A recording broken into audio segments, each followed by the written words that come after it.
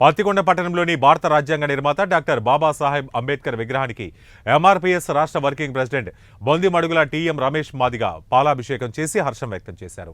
ఈ సందర్భంగా ఆయన మాట్లాడుతూ 30 సంవత్సరాలుగా మాదిగల ఎస్సీ వర్గీకరణ బిల్లుకు చట్టబద్ధత కల్పించి మాదిగ ఉపకులాలకు రిజర్వేషన్ ఫలాలు అందించి విద్య, వైద్యం, ఉద్యోగ, ఆర్థిక సంక్షేమ, పరిశ్రమ, రాజకీయ రంగాల సామాజిక న్యాయం చేయాలని కేంద్ర రాష్ట్ర ప్రభుత్వాలపై నిరంతరం మందకృష్ణ మాదిగ ఉద్యమం చేపట్టి లక్ష్యం నెరవేరేదాకా పోరాటం చేశారని కొనియాడారు.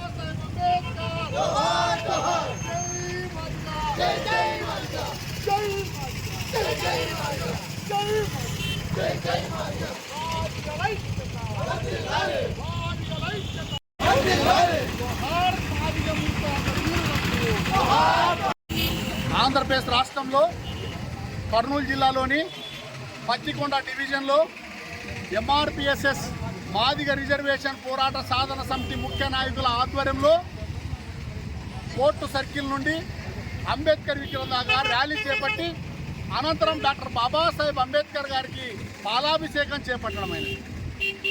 3 దశాబ్దాల కాలంగా మాదిగలు విద్య, వైద్యం, మరి ఆర్థికంగా, రాజకీయంగా, సామాజిక న్యాయం లేక వెనుకబాటుతనానికి గురవుతూ ఉన్నారు. 30 సంవత్సరాలుగా మాదిగలకు ఎస్సీ వర్గీకరణే లక్ష్యంగా సుదీర్ఘంగా పోరాటాలు చేపట్టారు మందకృష్ణ మాదిగ గారి ఆధ్వర్యంలో.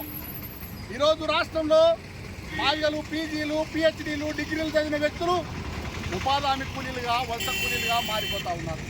రిజర్వేషన్ ఫలాలను ఒకే సామాజిక వర్గం అనుభవిస్తూ వారే సంపన్నులవుతూ రాజకీయంగా, ఆర్థికంగా, సామాజికంగా అన్ని రంగాల్లో ఒకే సామాజిక వర్గము అభివృద్ధి చెందుతూ మాదిగ ఉపకులాలకు రిజర్వేషన్ ఫలాలు అందకుండా నిర్లక్ష్యం చేస్తూ ఉన్నారు.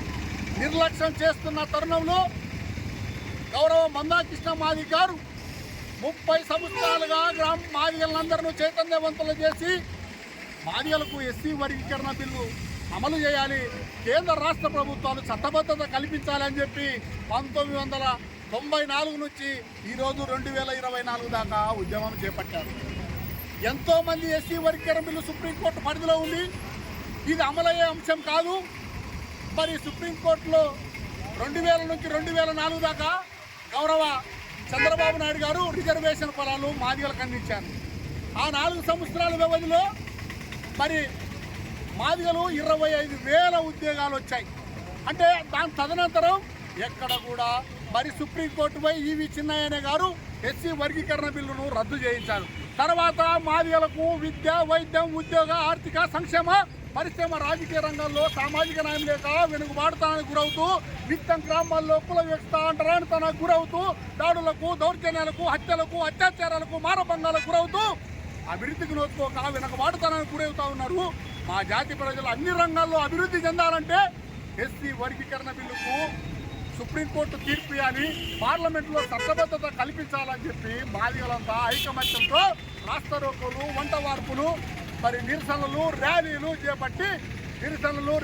చేపట్టి కోర్టులకు పోయి కలెక్టరేట్లు ముట్టడించి, అసెంబ్లీ ముట్టడించి, పార్లమెంట్లు ముట్టడించి నిరసనలు తెలిపారు.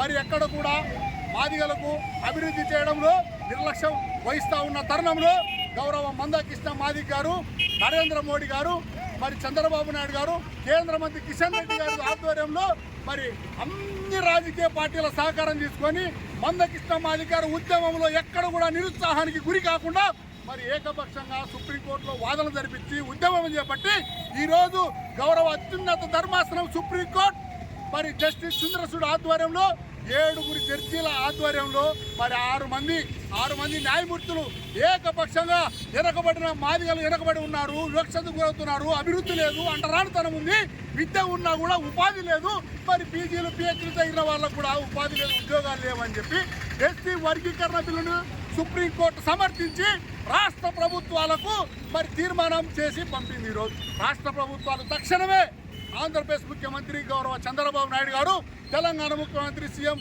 రేవంత్ రెడ్డి గారు తక్షణమే ఎస్సీ వర్గీకరణ బిల్లును ఆమోదం తెలిపి ఉద్యోగ నోటిఫికేషన్లో ఆర్డినెన్స్ తీసుకొని వచ్చి మాది ఉపకులాలకు ఉద్యోగ అవకాశాలు కల్పించి అన్ని రంగాల్లో అభివృద్ధికి కృషి చేయాలని చెప్పి డిమాండ్ చేస్తూ ఉన్నా.